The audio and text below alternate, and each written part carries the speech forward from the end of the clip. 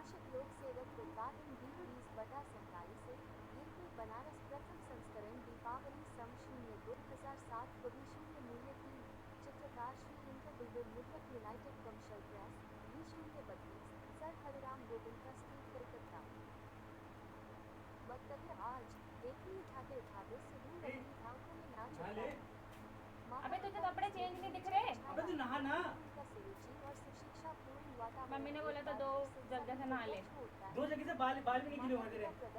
मैं धो के गई थी। मेरे लिए आज का ही छोटा सा प्रयास संभव हो सका। अपने श्रद्धेय माता पिता को मैं नमस्कार करती हूँ। चित्र की पहल बड़ी तीव्रता के साथ बदलते जाते हैं। गुरु के आशीर्वाद और कठिन प्रयास के कारण लिखने की ओर प्रवृत्ति भाषा और शैली का परिमार्जन हुआ। उसमें अतिथि कठोर प्रयास भी मूर्तिमान प्रेरणा में परिवर्तित हुआ। प्रजनों की सहयोगियों के प्रोत्साहन और सहायता के कारण ही निराश लाए नहीं बनाए गए व्यक्त लोग यही वर्तमान रूप धारण कर रहा है। इस प्रयास में बार बार हताश होने पर बार बार प्रोत्साहित करते हुए हर तरह की सहायता व पथ प्रदर्शन करने का संपूर्ण श्रेय भाई श्रींगन नंदेश्वर जी चतुर्वेदी और उनके अग्रज हिंदी के प्रख्यात विद्वान श्री परशुराम जी चतुर्वेदी को भी है। इन दोनों सज्जनों के प्रति कृतज्ञता प्रकाश तो असंभव ही है, तथापि उनके प्रयास को भी संभव और बिल्कुल नहीं रखा जा सकता। आशा करती हूँ कि आगे भी दोनों धार में से मुझको वैसा ही स्मृतियों साथ और पथ प्रदर्शन मिलता रहेगा जैसा कि अज्ञात भी प्राप्त हुआ। हिंदी के प्रसिद्ध अन्य प्रसिद्ध साहित्यिकों से भी आशीर्वाद प्राप्त हुए जिनमें बनारस हिंदू विश्वविद्यालय के हिंदी विभाग के अध्यक्ष श्री हजारी प्रसाद जी द्विवेदी और इलाहाबाद विश्वविद्यालय के प्रोफेसर दार्शनिक श्री रामजी बार वर्मा का नाम विशेष उल्लेखनीय है। अपनी अति व्यस्त दिनचर्या के बावजूद भी आप लोगों ने मेरी पुस्तक की देखकर इस तरह सम्मति देने का और उसमें उचित संशोधन करने का कष्ट उठाकर मुझको प्रोत्साहित किया है। आप लोगों के पथ प्रबोधन और सहायता के कारण ही मैं अपने चित्रित लेखों को पुस्तक का वर्तमान रूप दे सकी। पुस्तक को इस रूप में प्रकाशित कराने का श्रेय कलकत्ते के प्रसिद्ध विद्वान भाई श्री कमलेश जी को है। इनके सहयोग और तत्परता के बिना सफलता संभव ही नहीं। गुरुजनों के प्रति कृतज्ञता प्रकाश करना तो धृष्टता ही होगी, अतः मैं इनको नमस्कार करती हूँ। भाई श्री आवर्धेश जी तिवारी और अपने देवर श्री जानकी प्रसाद जी भूमवाला के भव्य सहयोग के कारण ही पुस्तक की पूरी जैसे तक हुई। कार्य को भी सम्यक प्रकारित कर सकी। इनके स्नेहमय सहयोग के लिए परिस्थिति का प्रकाशन या धन्यवाद दोनों ही असंभव है। मेरी का एक कथा अस्तित्व है। यहाँ अपन श्रीवास के बारे में भी कुछ थोड़ा सा कहना चाहूँगी। मीरा के कवि की कोई हस्तलिखित कृति प्राप्त है। मौखिक परंपरा ही विभिन्न संग्रहों के संपादन का आधार रही है, अतः निश्चित रूपेण किसी भी पद को प्रामाणिक या आक्षेप करना असंभव ही है। मीरा के नाम पर प्रचलित बहुसंख्यक पदों में भाषा और अभिव्यक्ति के आधार पर मीरा द्वारा रचित होने में संदेह होता है। प्रामाणिक या प्रामाणिकता के निकट पहुँचने वाले पदों को छांट लेना असंभव नहीं तो अत्यधिक दुरूह अवश्य ही है, क्योंकि प्राप्त सामग्री पर्याप्त नहीं। अज्ञात भी प्राप्त मीरा का जीवन वृत्त इतना अधिक पौराणिक और अपूर्ण है कि इसके निश्चित इतिहास की संज्ञा कदापि नहीं दी जा सकती। साथ ही प्राप्त इतिहास विरोधात्मक भी है।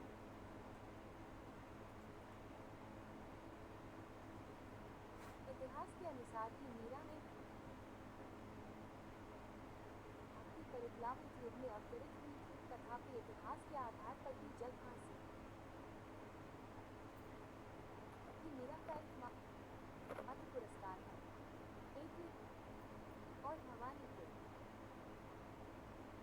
उपासक होते हुए भी वैष्णव धर्म को प्रश्रय देने वाले तथा निर्भीय संतों का भी सुसम्मान करने वाले राणा परिवार में भी मीरा का विरोध कभी पूजा मात्र के लिए हुआ हो, यह असंगत ही प्रतीत होता है। यह अरंगती भर ही जोड़ बात हो जाती है, जबकि इतिहास के अनुसार महाराणा सांगा की माता महारानी झाली ने कबीर के गुरु भाई निर्गुणी सब चरणकार रविदास को गुरु बनाया था और राणा प्रसिद्ध वैष्णव भक्त थे। इतना ही नहीं, मीरा के काम पर प्रचलित पदों से व्यक्त होती किसी भी घटना का समर्थन प्राप्त इतिहास से नहीं होता। प्राप्त वृत्तांत के आधार पर मीरा की छोटी वयस्क में ही उनकी माता का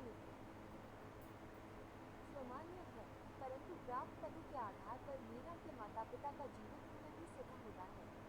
प्राप्त इतिहास के आधार पर यह भी अनिश्चित ही है कि मीरा के पिता राव रतन सिंह जी जोधपुर के संस्थापक राव जोधा के पुत्र या पौत्र थे।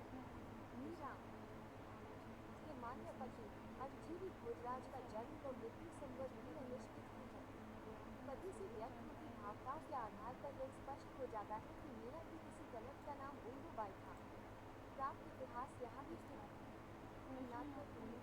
बंदी हिंदी परिषद से प्रकाशित मीरा स्मृति ग्रंथ पृष्ठ 44 पर अपने लेख जन्म जोगिन मीरा में प्रोफेसर शंभुप्रसाद बहुगुणा लिखते हैं। आधुनिक इतिहास मीरा का जो जीवन बतलाता है वो मीरा के नाम से मिलने वाले काव्य को नहीं से उलझा सकता है, न अनुष्ठियों का ही समाधान कर पाता है। उसका भवन खंडन तक पर पिता है अपने पक्ष के संपूर्ण प्रमाण नहीं देता बल्कि अनुश्रुति का भी सहाय ले लेता है। मेरे विनम्र विचार से वर्तमान परिस्थिति में जबकि किसी भी पद को प्रामाणिक या प्रक्षिप्त सिद्ध नहीं किया जा सकता, नीचों के नाम पर प्रचलित सभी प्राप्त पदों और प्राप्त इतिहास की सभी संज्ञात्मक विवेचना अत्यावश्यक हो उठती है। प्राप्त पद से व्यक्त होती घटनाओं के आधार पर इतिहास की रूपरेखा का निर्धारण और इस तरह निर्धारित इतिहास के आधार पर पदों की प्रामाणिकता के बारे में हम अधिक सुनिश्चित हो सकते हैं। प्रत्येक कलाकार अपनी रचना से ही अमर है। कलाकार की कृति ही उसका संकीर्तन चित्र है। भावावेश में मीरा अपने दिल के असंचय दर्द को बोल चाल की साधारण भाषा में गा उठती है। उनके पदों में काव्य और अलंकार का कोई विशेष स्थान नहीं। ये पद भावनाओं के शुद्ध चित्र है, सत्यतम अभिव्यक्ति है। इन चित्रों में प्रतिबिंबित जीवन को ही मीरा का सत्य जीवन मानना चाहिए। संभव है कि इसके कारण आजकल का हमारा सभी मान्य ऐतिहासिक सत्य गलत पड़ जाए, अतः एक बार फिर से हमको एक नया प्रयास एकदम निगम दृष्टिकोण से करना पड़ेगा। ये प्रयास भी होगा। साहित्यिक दृष्टिकोण से महत्व रखने वाला मीरा की पदों का नस्वेद प्रथम संग्रह द दिव्य प्रेस से प्रकाशित हुआ। इसके अनंतर कई अन्य संग्रह प्रकाशित हुए और अब तक होते आ रहे हैं। मुझको ऐसे कोई 30 संग्रह के नाम प्राप्त हो सके, परंतु दुर्भाग्यवश 20 ही सुनी गई। हिंदी साहित्य में प्रयाग द्वारा स्वीकृत 2 पुस्तकें, एक श्री परशुराम जी चतुर्वेदी द्वारा संपादित मीराबाई की पदावली और दूसरी डॉक्टर श्री कृष्ण लाल द्वारा लिखित मीराबाई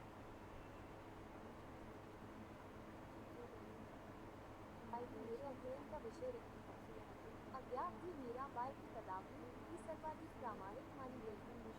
प्रस्तुत पुस्तक में दिए गए कुछ 2-4 उद्धरण को छोड़कर शेष सभी उद्धरण मीराबाई की पदावली से लिए गए हैं। साथ ही यह भी ख्याल रखा गया है कि अपने संरक्षण में वैसे ही पद या बर्दाश्त दिए जाए जो कि अधिकांश प्राप्त संग्रहों में मिलते हैं और सर्वमान्य रूपेण मीरा ही समझे जाते हैं।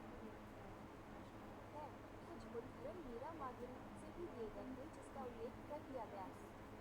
यद्यपि ये विशेष पद मीराबाई को पदावली में प्राप्त नहीं हुई, तथापि अन्य अधिकांश संग्रहों में प्राप्त हो जाते हैं।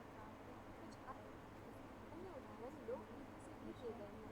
यहाँ एक और बात भी विशेष ध्यान देने योग्य है। संग्रहों में प्राप्त अधिकांश पदों से व्यक्त हुई घटनाओं को इतिहास का समर्थन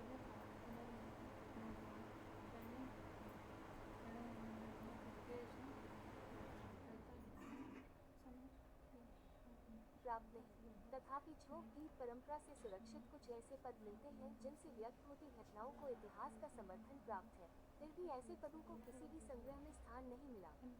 संभव है कि लिच्छौक गीत परंपरा से कुछ ऐसे और भी पद प्राप्त किए जा सके जिससे प्राप्त सामग्री पर विशेष प्रकाश पड़े।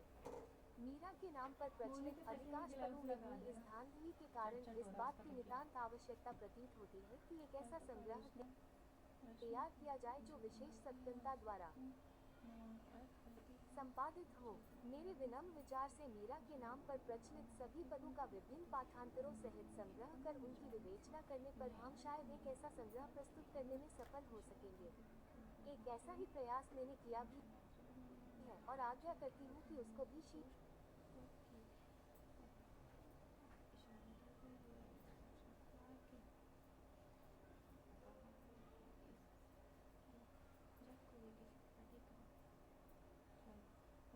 प्रकाशित कर सकूंगी।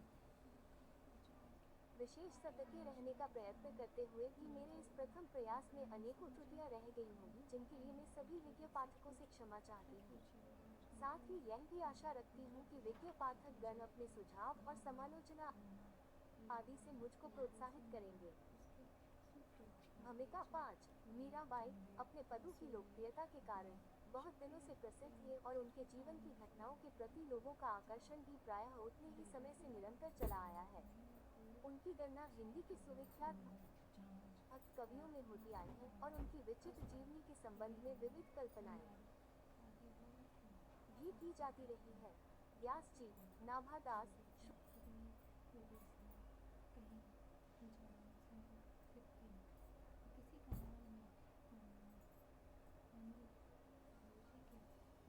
दास जैसे भक्त लेखकों ने उनका नाम बड़े आदर के साथ लिया है और उनकी परंपरा का अनुसरण करने वाले प्रियादास एवं रूपला जी जैसे टीकाकारों ने उसे बहुत विस्तार भी दिया है। कम से कम विक्रम की 20वीं शताब्दी के पूर्वार्ध तक उनका परिचय बराबर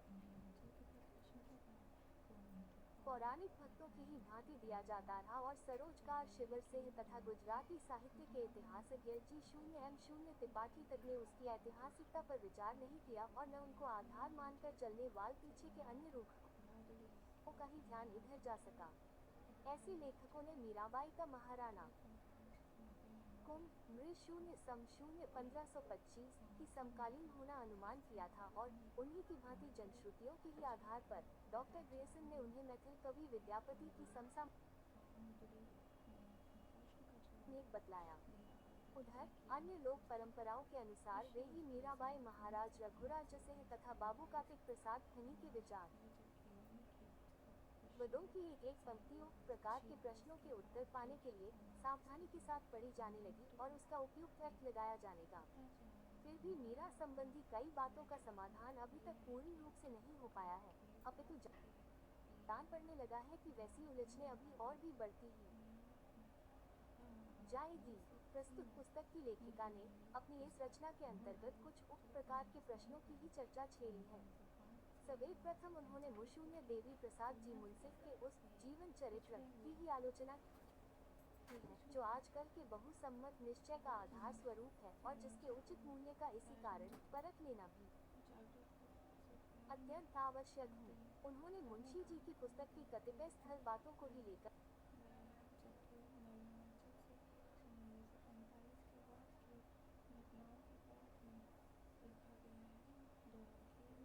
उन पर विचार किया हूँ और मैं इस परिणाम तक पहुँचती हुई जान पड़ती हूँ कि जिन मूल आधारों का उन्होंने आश्रय ग्रहण किया था वे स्वयं भ्रमात्मक प्रतीत होते हैं तथा उस रचना के कई स्थलों पर अपना अंतिम निर्णय देने की चेष्टा करते समय वे द्विधाग्रस्त से भी दीख पड़ते हैं। मुंशी जी ने अपनी उपलब्ध सामग्रियों के अनुसार काल निर्णय करते समय मीराबाई के जीवन की एक रूपरेखा भी प्रस्तुत कर दी जो उनके अनंतर आने वाले लेखकों के लिए मार्ग सूचित करने का काम करती है, किंतु जिसके प्रत्येक विवरण की परीक्षा कर लेने पर यही परिणाम निकलता है कि अभी उसके मूल में भी किसी त्रुटि का होना कोई असंभव बात न होगी। लेखिका की उक्त आलोचना ऐसी धारणा की ओर ही संकेत करती दिख पड़ती है और उसका ऐसा करना अनुचित भी नहीं कहा जा सकता।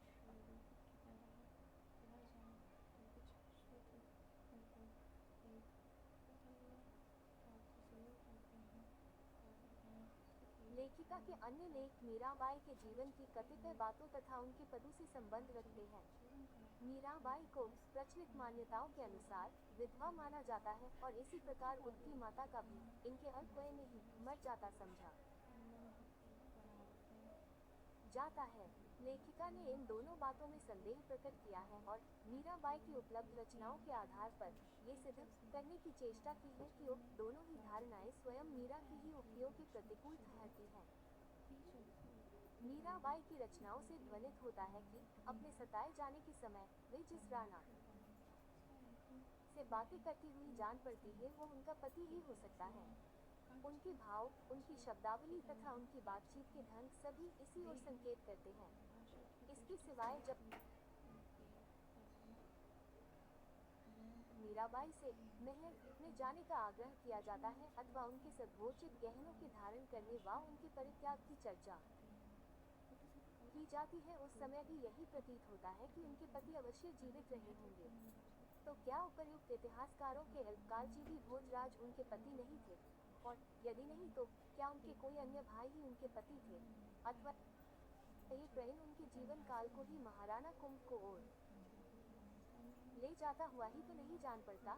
लेखिका ने इसी प्रकार मीराबाई की ही रचनाओं के आधार पर ये भी दिखला दिया है कि उनकी माता का उनके बचपन में ही मर जाना सिद्ध नहीं होता, जब तक ये भी न मान लिया जाए कि उन्हें उस समय उनकी किसी मौसी आदि ने ही मातृवत पाल रखा था। लेखिका द्वारा उठाया गया एक ऐसा ही महत्वपूर्ण प्रश्न इसी प्रकार उस जोगी के विषय में है जिसे वे बार बार संबोधित करती हुई दिख पड़ती है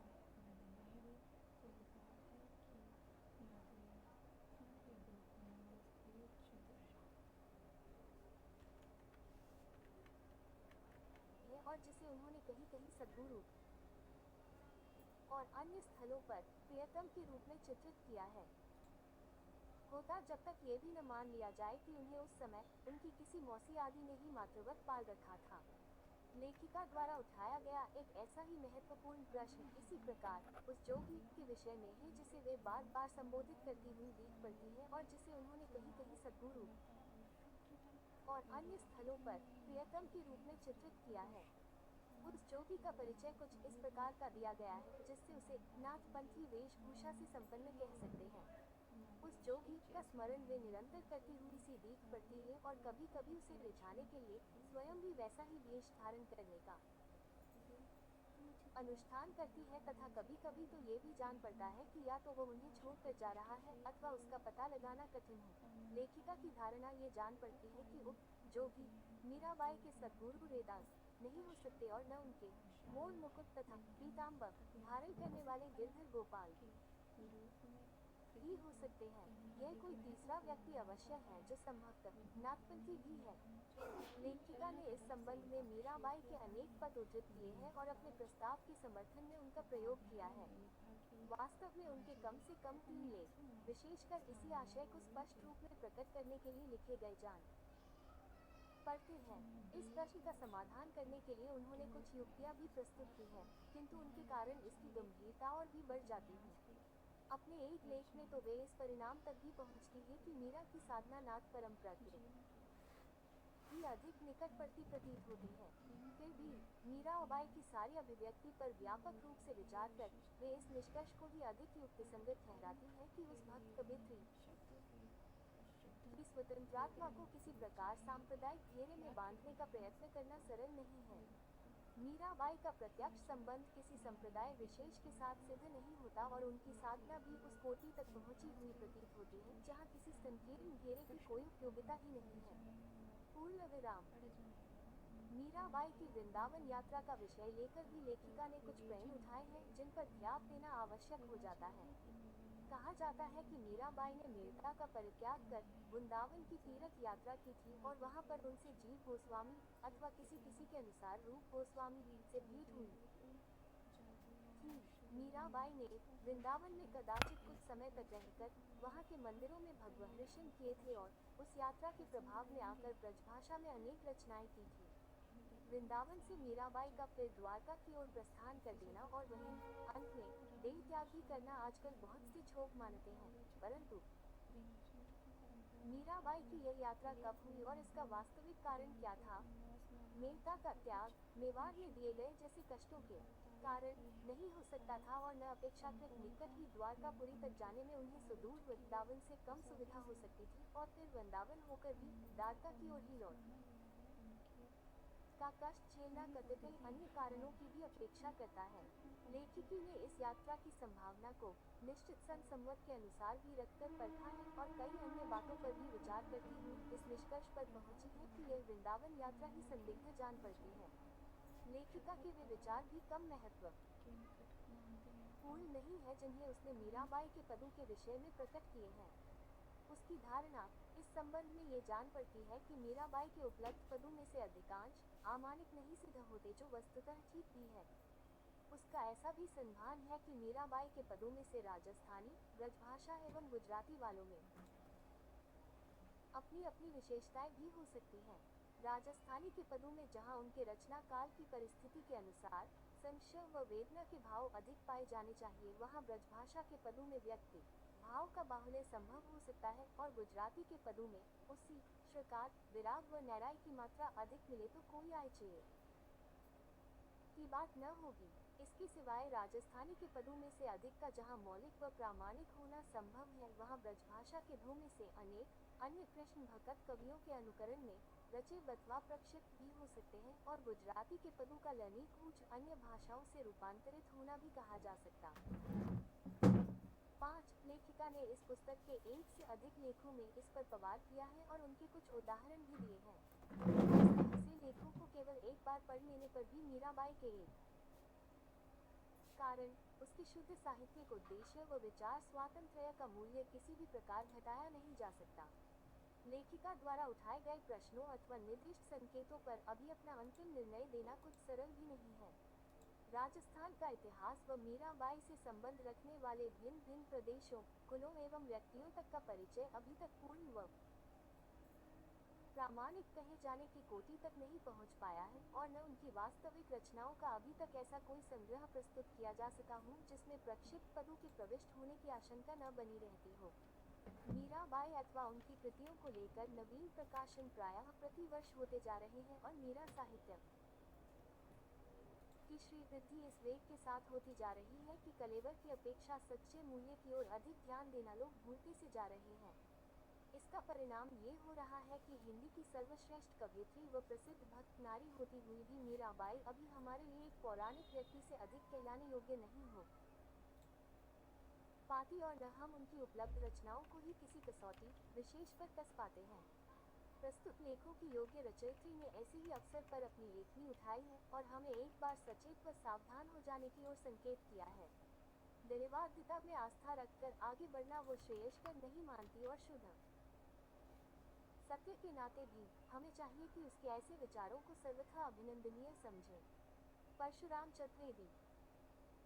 खर्च विषय सूची विषय 1 विषय प्रवेश मीराबाई का जीवन चरित्र पर एक दृष्टि 2 यौवन खंड जीवन काल जन्मकाल बाल्यकाल माता पिता लालन पालन व शिक्षा दीक्षा विवाह और वैधव्य ग्रह त्याग और तीर्थ यात्रा मेवाड़ त्याग मेरता त्याग तीर्थ दमन मृत्यु 3 उपासना खंड उपासना पद्धति नाथ प्रभाव गुरु 661 जोड़ ग्रेटर दैन फकनहाय विवेह 4 आलोचना खंड घटनाबोधक पद अपूर्ण या मिश्रित पद पारस्परिक विरोध द्योतक पद राजस्थानी भाषा के कुछ पद ब्रजभाषा के कुछ पद गुजराती भाषा के कुछ पद कुछ पूतकर पद एक मारवाड़ी कथा प्रसंग 51 परिशिष्ट मीरा संबंधी कुछ प्रसंग लोकगीत परंपरा से प्राप्त कुछ पद सहायक साहित्य धंधा गाल 143 553 170 976 180 288 195 200 209 247 विषय प्रवेश मीराबाई हिंदी की सर्वश्रेष्ठ कवयित्री है। तुलसी, सूर और कबीर की तरह ही मीराबाई के पद भी जनकंठार बन गए हैं।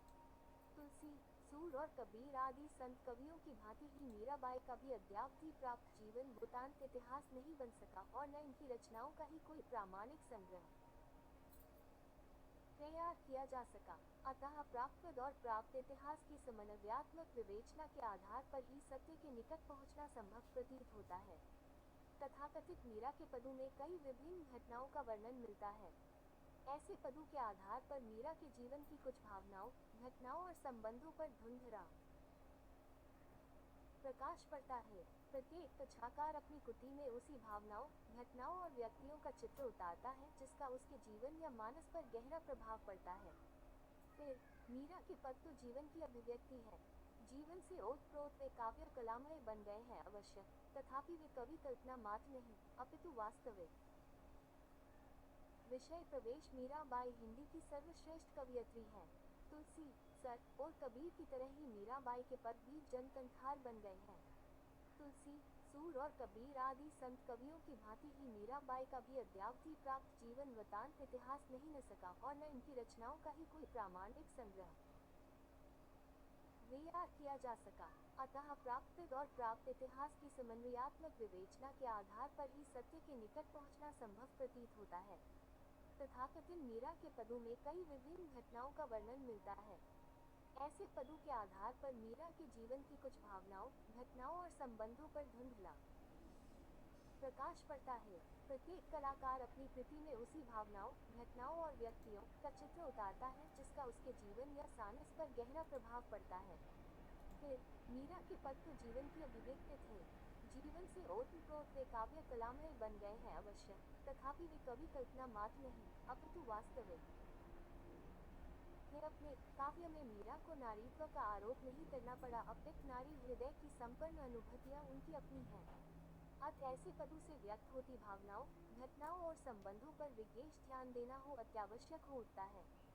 राजस्थान का इतिहास लिखते हुए कर्नेल टॉड ने ही सवे प्रथम मीरा के जीवन वृत्तांत पर ऐतिहासिक दृष्टिकोण से विचार किया। कर्नल टॉड के उल्लेख के पहले प्राचीन ग्रंथों से प्राप्त मीरा का जीवन वृत्तांत भक्तों द्वारा भावावेश में दिया गया अतिरंजित व अलौकिक घटनाओं से परिपूर्ण था। वो जीवन वृत्तांत न होकर एक पौराणिक गाथा मात्र थी। कर्नल टॉड ने राजस्थान में मीरा विषयक प्रचलित जनश्रुतियां सुनी और प्राप्त आधार पर मीरा के जीवन का ऐतिहासिक अध्ययन करने का प्रयास किया। इस तरह जो कुछ मालूम हो सका उसके आधार पर उन्होंने मीरा को राणा कुंभ की रानी ठहराया।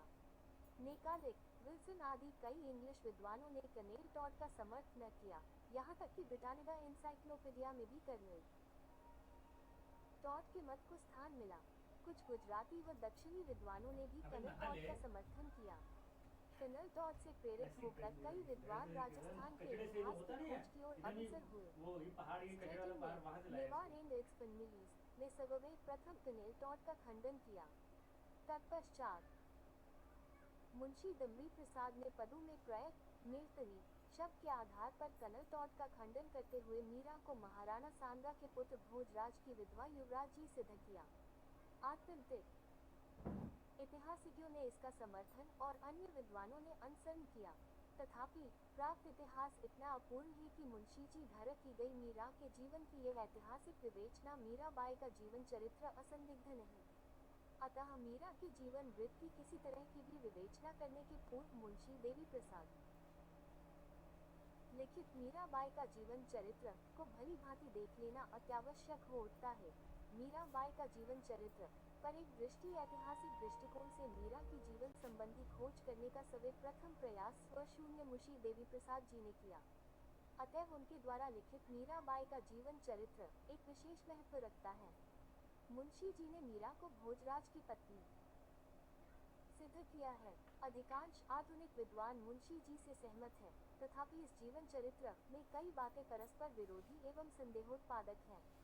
मीरा के जीवन काल के बारे में स्वयं मुंशी जी ही अनिश्चित मालूम पड़ते हैं, अतः पाठक के लिए वस्तुस्थिति का स्पष्ट होना असंभव ही हो जाता है। मुंशी जी के अनुसार मीरा राव दूदाजी की पौत्री और राव रत्नसिंह जी की पुत्री थी।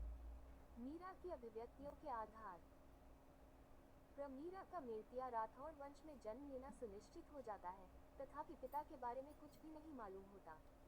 राठौड़ घर जन्म लियो है, ताम मीरा कहायो। 2 राठौड़ारी धीहरी सिसोदिया रेसा। 3 लाजे पीहर सासरो मायतनो मोसाल। सभी लाजे मेरतिया जी थान सुबोरा के संसार। उपर्युक्त अभिव्यक्तियों से स्पष्ट हो जाता हूँ कि मैंतिया राठौड़ वंश ही मीरा का पितृवंश था। ससुराल में भी वीरों मैतनी कहलाती थी, यह अन्य पदों से भी स्पष्ट हुई।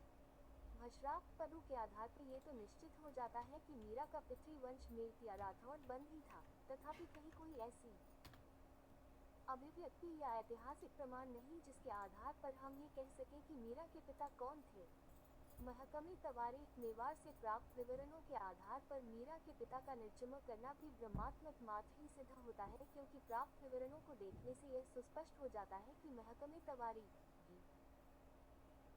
अनिश्चित ही है। पृष्ठ 3 पर दिए गए फुटनोट के अनुसार मीरा मेरते के राव दूदा जी के बेटे रत्न सिंह की बेटी थी, और पृष्ठ 2 पर दिए गए फुटनोट के अनुसार वे मीरा राव गिरधर जी के पोते मेरतिया राठौड़ राव रत्नसिंह की बेटी थी।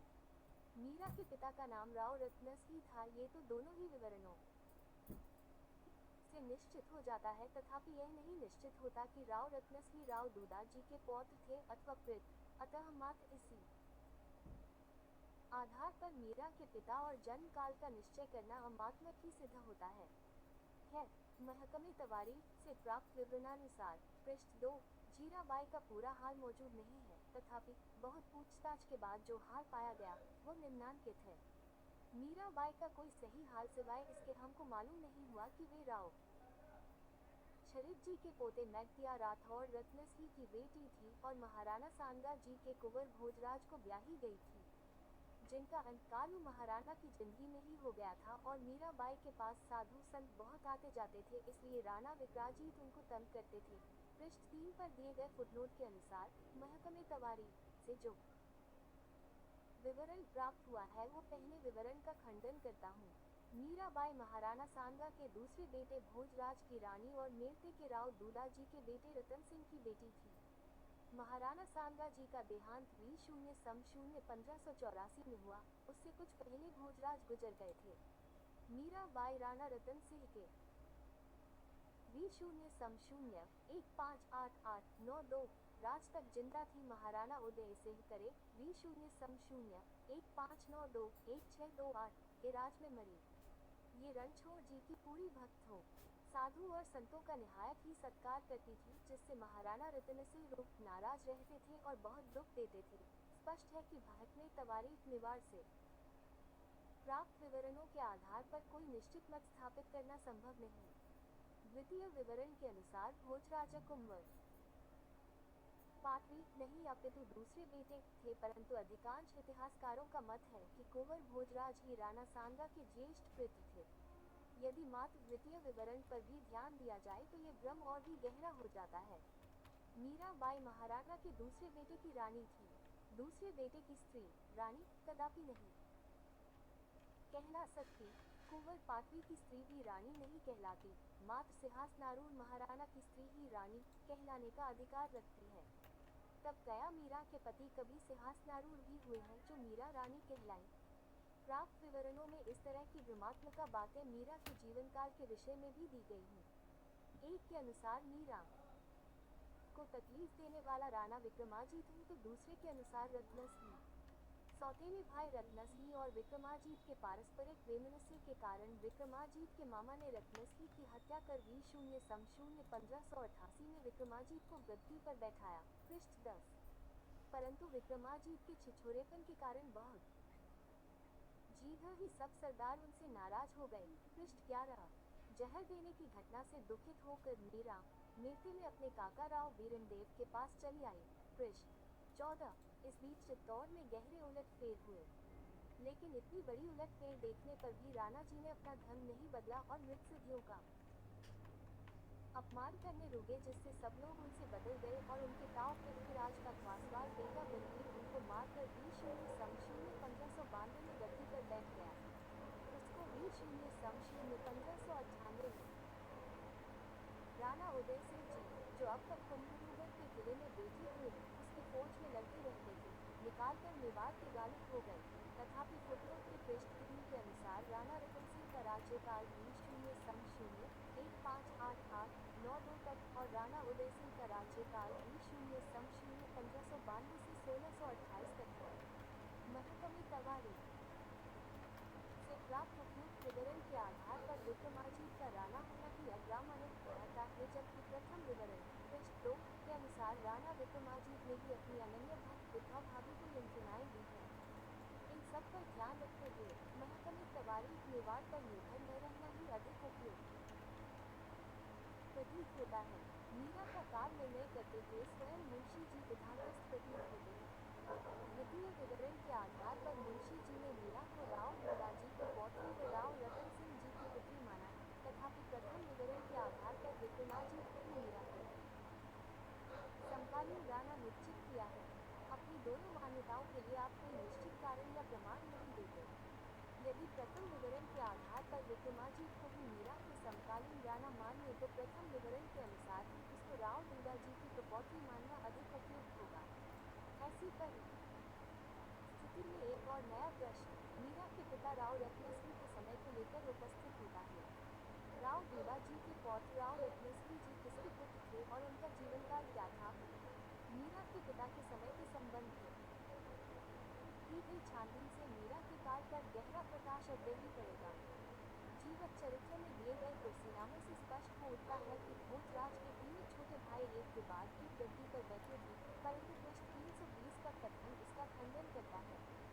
मुंशी जी लिखते हैं, मीराबाई ने जो जमाने के इस पर्दे को देखकर दूसरा अजब तमाशा कुदरत का ये देखा कि उनके के तीन देवर विपिन सिंह, विक्रमाजीत और उदय सिंह में से दो दावेदार राज्य के थे।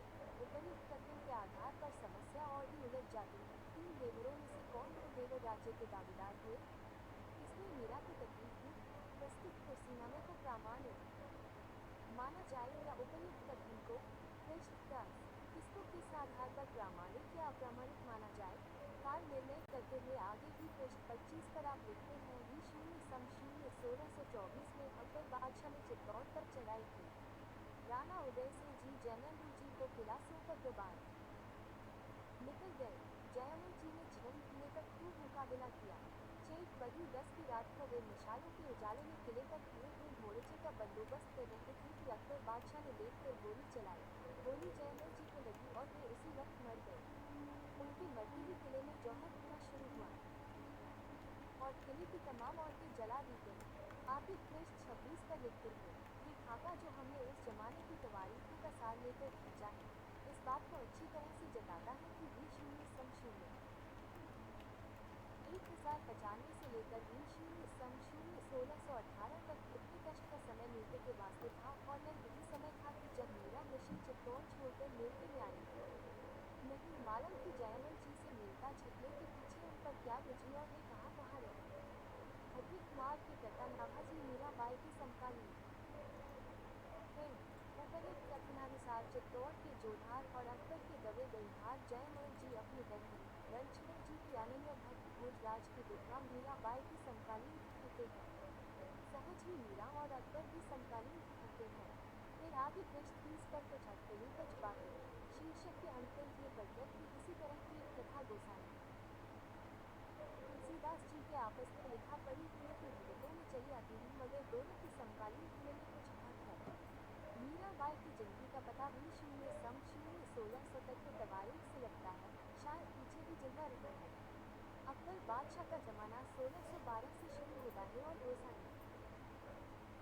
तुलसीदास जी ने रामायण बनाने का प्रारंभ वी 1621 में किया था। वी 1680 में उनका इंतकाल हुआ था। पाठक वस्तुस्थिति से सर्वथा अपरिचित ही नहीं रह जाता, अपितु विभाग्रस्त ही हो उठता है। मुंशी देवी प्रसाद जी का निश्चित मत क्या है, इसकी जानकारी पाठक के लिए सर्वथा संभव ही रह जाती है। पृष्ठ 26 के कथनानुसार मीरा वी 1618 तक मैत्री में थी। अकबर का राज्यकाल वी 1612 से प्रारंभ होता है, अगर संभव है कि अकबर ने कभी मीरा से मिलने का प्रयत्न भी किया हो। मीर तब अकबर की समकालीन होने पर भी तुलसीदास जी की समकालीन होना आवश्यक नहीं ठहरता, क्योंकि अकबर का राज्यकाल वी 1612 से प्रारंभ होता है, जबकि वी 1621 के बाद भी गोसाई जी ख्याति प्राप्त होते हैं। पृष्ठ 30 पर मुंशी जी लिखते हैं, मीराबाई की जिंदगी का पता 1600 तक के तवारीख से लगता है, शायद पीछे भी रही। तथापि पृष्ठ 17 के कथनानुसार मीरा ने अपने भाई परम वैष्णव भक्त जयमल जी को उनकी प्रेम भक्ति से प्रसन्न होकर बहुत देर लेने के बाद मुनि कजिया में हो उठार जैसा वरदान 1610 में दिया था, जबकि राव मालवीय ने उन पर चढ़ाई की थी। मुंशी जी के मतानुसार भी वी 1610 और 1618 तक की मीरा का जीवित रहना ही व्यक्त होता है। शायद अपर्याप्त ऐतिहासिक प्रमाणों के कारण ही मुंशी जी भी निश्चित नहीं हो सके हैं। उपयुक्त बातों के रहते अकबर का मीरा से मिलने आना नितांत असंभव घटना नहीं प्रतीत होती। प्रस्तुत जीवन चरित्र को पढ़कर मीरा के जीवन के बारे में भी गहरी शंका होती है। जहाँ दिए जाने की किंवदंती भरी इस शंका का आधार है। पृष्ठ 13 पर आप लिखते हैं, अब आगे बाज ने उपयोग कहते हैं कि उस जहर से मीरा का प्राणांत हो गया और मरते मरते उन्होंने उस मुसाफिर को ये सिराप दिया। आगे पृष्ठ 21 पर, और कोई ये भी कहते हैं कि मीराबाई को उस जहर का असर न हुआ, बल्कि द्वारिका में रणछोड़ जी के मुंह से झाग निकले थे और वे मृतका अपने काका राव वीरमदेव के पास चली आई। जहर के प्रभाव से मीरा का बच जाना और मर जाना दोनों ही संदिग्ध है। दोनों का आधार मात्र किंवदंतियां हैं। यदि उस जहर से मीरा का प्राणांत हो जाता है तो यह अन्य मीरा कौन है जिसके भाव में सरस्वती पर हिंदी साहित्य को गए है। भक्तवत्सल रणछोड़ जी ने जहर के प्रभाव को खुद झेलकर मीरा को साफ बचा लिया। ये तो मात्र भक्तों की ही उक्ति है, इसका कोई प्रमाण नहीं मिलता कि मीरा फिर से बची। संभव है कि मीरा की महत्ता को बढ़ाने के लिए भक्तों द्वारा ये कथा भी मीरा के जीवन में जोड़ दी गई है। संभव है कि ऋषि ने अपना काम किया हो। यदि हम यह मान लेते हैं कि बी शून्य सम शून्य 1600 तक तो मीरा निश्चित रूपेण जीवित थी, तो इसी समय के आसपास द्वारिका में उनका प्राणांत हुआ तो जहर पिए जाने पर इस कथा की सत्यता पर विशेष खोज करना ही नितांत आवश्यक प्रतीत होता है। मुंशी जी के कथनानुसार मीरा मथुरा को छोड़ने के पूर्व भी वृंदावन की यात्रा कर रही है।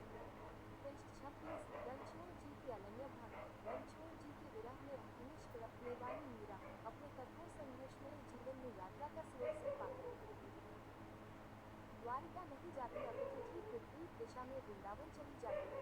ये रहस्यमय है। यहाँ मीरा के पदों पर भी ध्यान देना आवश्यक प्रतीत होता है।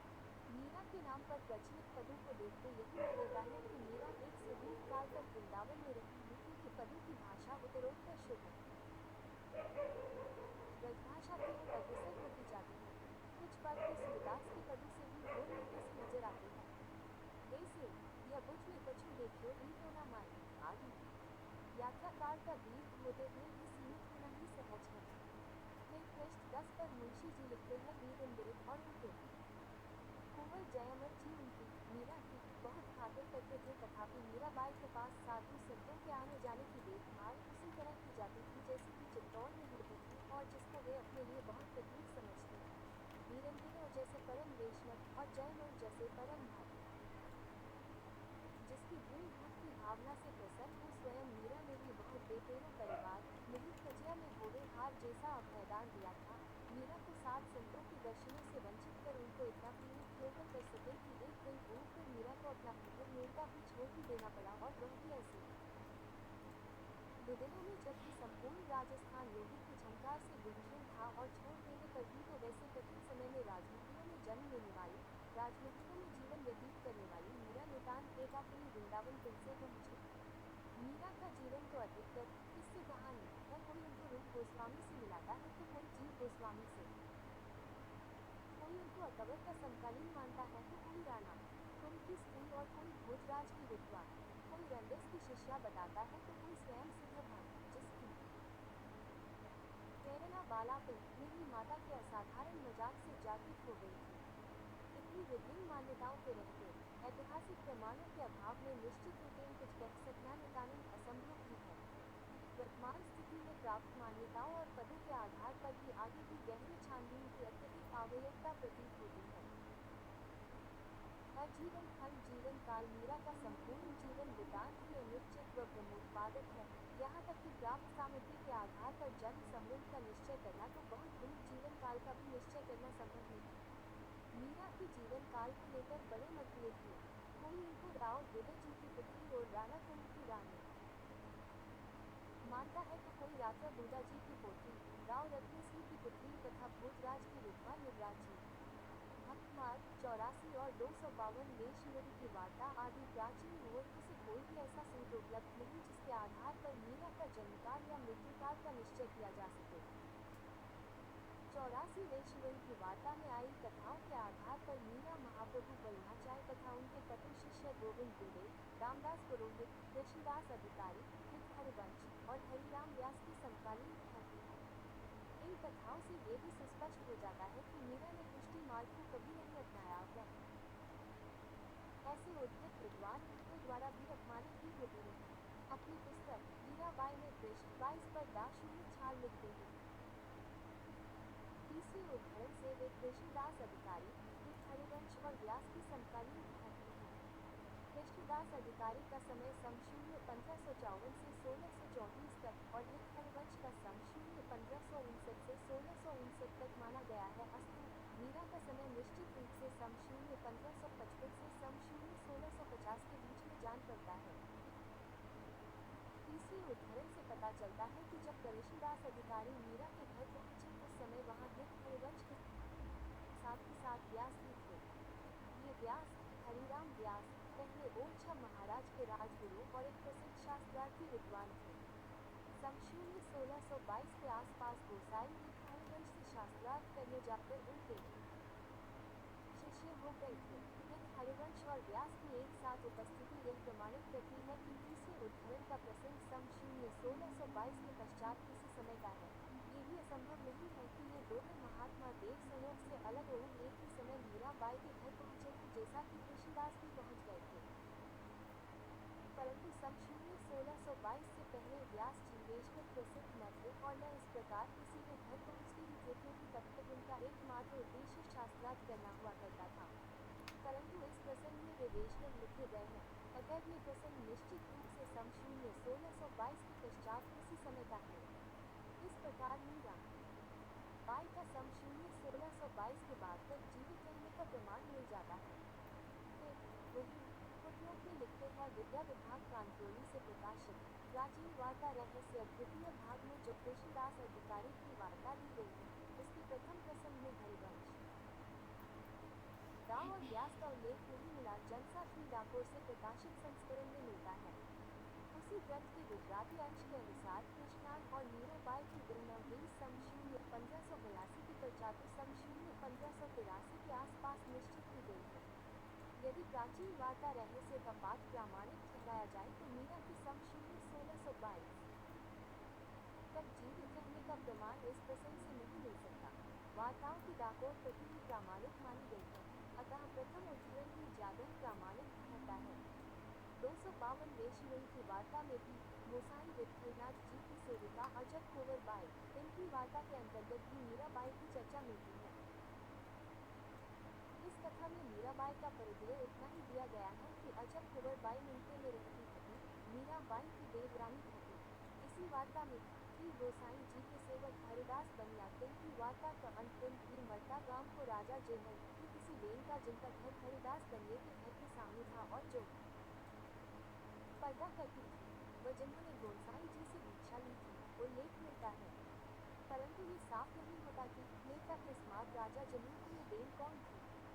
संभवतः ये जयमल की बेन मीराबाई ही थी, क्योंकि इतिहास से जयमल की किसी अन्य बहन का होना प्रमाणित नहीं होता।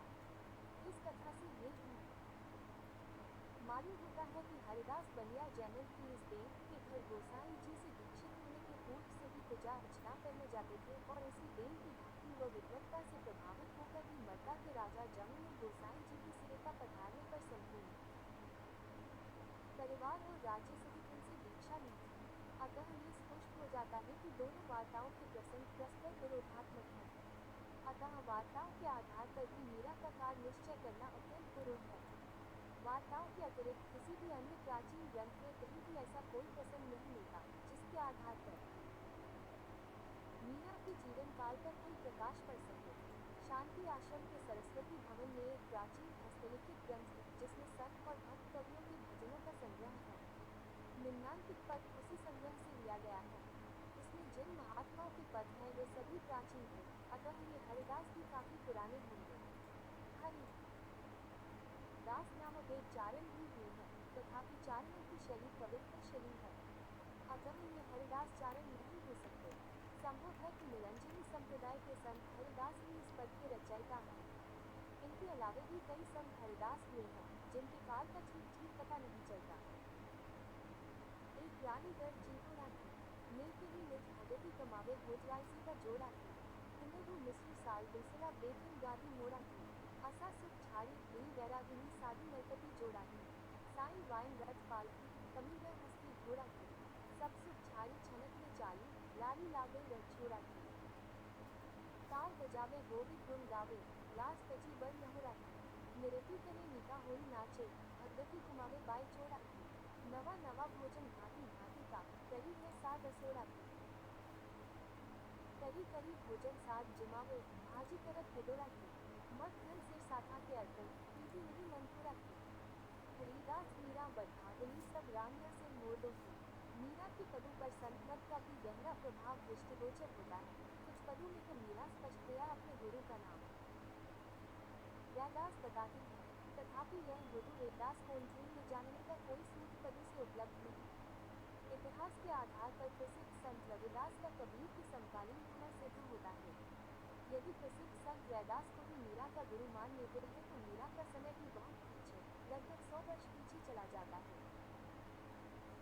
पति से व्यक्त होती एक और भावना भी मीरा के जीवन काल को काफी पीछे की ओर ले जाती प्रतीत होती है। अधिकांश कवियों की अभिव्यक्ति के आधार पर मीरा सद्भाव ही सिद्ध होती है और ऐसा प्रतीत होता है कि जिस राणा को वे बार बार संबोधित करती है वे उनके पति ही थे। मीरा का जीवन काल B0 1555 1603 या कुछ विद्वानों के अनुसार 1630 तक मानने वाले विद्वान मीरा को भोजराज की विधवा ही मानते हैं, तथापि कवि से व्यक्त होती नाशिदाएं इसका खंडन करते हैं। संभव है छलेली राग के पदों में बार बार संबोधित ये राणा कुंभ ही हो।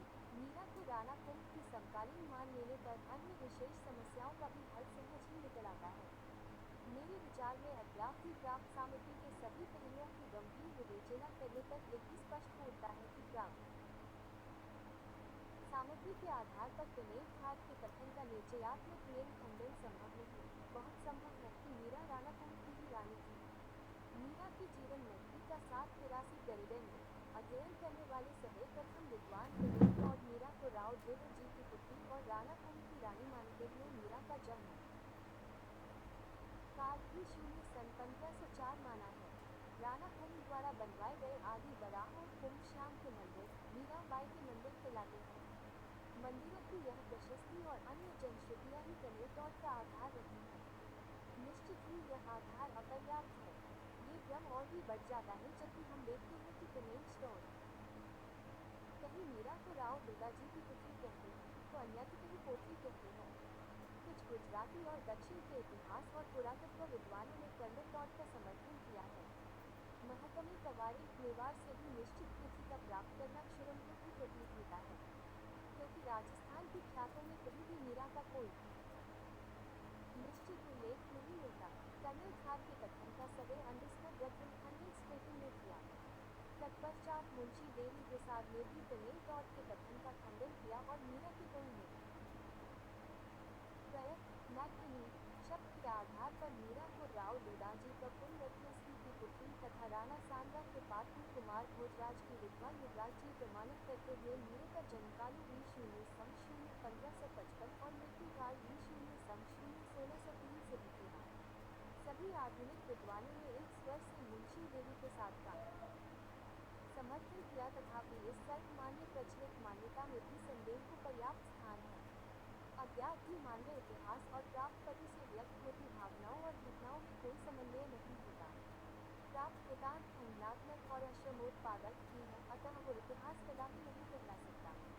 अपने समर्थ में मुंशी देवी प्रसाद नीलकणी प्रयोग पर ही विशेष रूप निर्भर रहे हैं।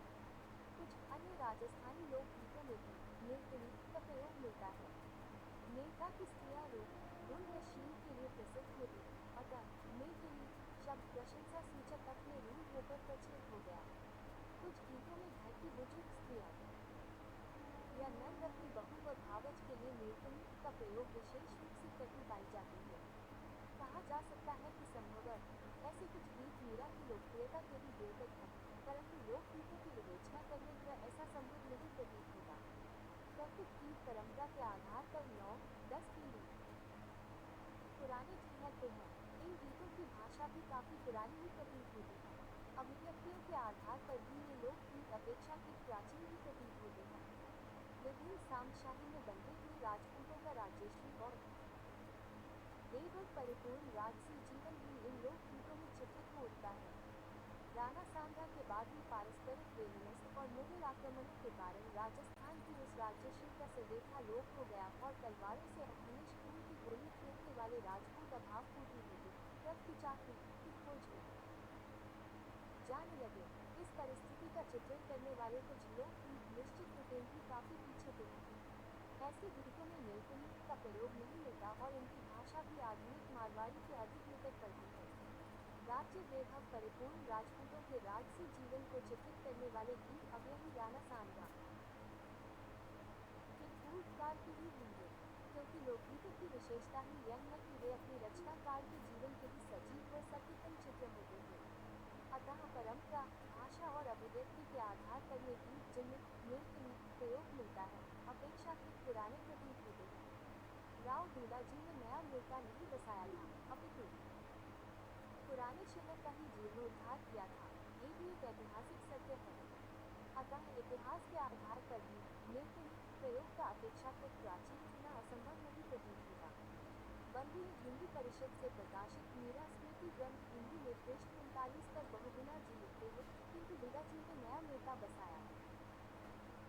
नेता नहीं, नेता का प्राचीन नाम मानधातुपूर्ण बताया जाता है और लोग उसे मूलधाता का बसाया हुआ बतलाते हैं। शिलालेखों में निबंधक नाम मिलता है। फिर नई नेता के बसने से पहले मीरा का जन्म मानने में कठिनाई नहीं आती। तथाकथित मीरा के पदों की विवेचना करने पर भी प्रयोग की प्रामाणिकता में संदेह को पर्याप्त स्थान मिल जाता है। मीरा के नाम पर प्रचलित लगभग 400 पदों में से सिर्फ 4 ही पद ऐसे मिलते हैं जिन भाषा पर मी शब्द प्रतिकूल पर कोई प्रकाश पड़ सकता है। एक बार सुनेगी गोविदो सात संता को काम है बेटी राठौड़ा की थानेदास देव भगवान राजप्रिय जाने कल में बच्चे में भट्टारी दास सेवा साधु जलन की महामनी राम मिलन की आस लाज बिहार सासरो माइक्रो मोसाई सभी लाजे नेतिया जी धांसू बुरा कहे संसार।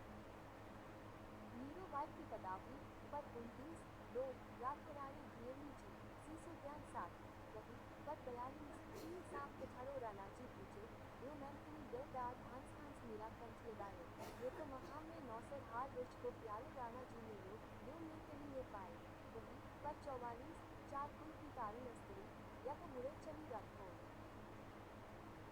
राम अमर माती रहे धन मीरा राठौर वही पद 47 मेरा ग्रहण का आधार मीरा बाई की पदावली में से 4 ही ऐसे उद्धरण मिलते हैं तथापि दैवज्ञ प्रेस से प्रकाशित संग्रह में व प्राय अन्य संग्रहों में एक और भी ऐसा उद्धरण मिलता है। मैथिया घर जन्म लिए है नाम मीरा कहारो उपयुक्त उद्धरण की भाषा काफी आधुनिक प्रतीत होती है अतः सहज ही इसकी प्रामाणिकता में संदेह होता है। अद्यावधि सर्वाधिक प्रामाणिक माने जाने वाले संग्रह में भी यह अप्राप्य ही है। उपयुक्त उद्धरणों की प्रामाणिकता में भी संदेह ही होता है। आलोचना खंड के अंतर्गत मैंने इन पदों की प्रामाणिकता पर अपने विचार प्रकट किए हैं।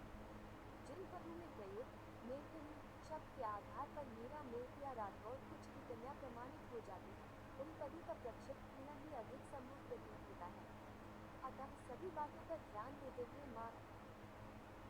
मेलकनी प्रयोग के आधार पर मीरा के प्रतिकूल की विवेचना असंगत ही ठहरती है।